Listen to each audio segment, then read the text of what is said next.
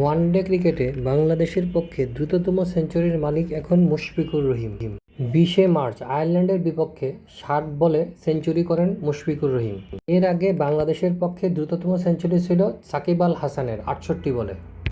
ইনিংসের শেষ বলে মিড উইকেটের দিকে ঠেলে দিয়েই মুশফিকুর রহিম সেঞ্চুরি পূর্ণ করেন। অনেকদিন পর মুশফিক হেলমেট খুলে সেঞ্চুরি উদযাপন করেন। 2021 সালের মে মাসে শ্রীলঙ্কার বিরুদ্ধে সর্বশেষ সেঞ্চুরি করেছিলেন মুশফিক। এবার শুধু সেঞ্চুরির খরাই কাটালেন না, সেই সঙ্গে বাংলাদেশি হিসেবে দ্রুততম সেঞ্চুরি রেকর্ডও গড়লেন মিস্টার ডিপেন্ডেবল। মুশফিক 60 বলে 14 চার ও 2 ছক্কায় 100 রান পূর্ণ করেন।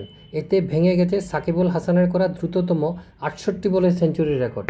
মুশফিক রান পাচ্ছিলেন না নিয়মিত, ধীরগতির ব্যাটিং নিয়েও কাঠগড়ায় তুলেছিলেন অনেকে। কেউ কেউ এক ধাপ এগিয়ে বলেছেন, বয়স আর ফিটনেসের ভারে রঙিন পোশাকে ক্রিকেটে আর নিজেকে মানিয়ে নিতে পারছেন না তিনি।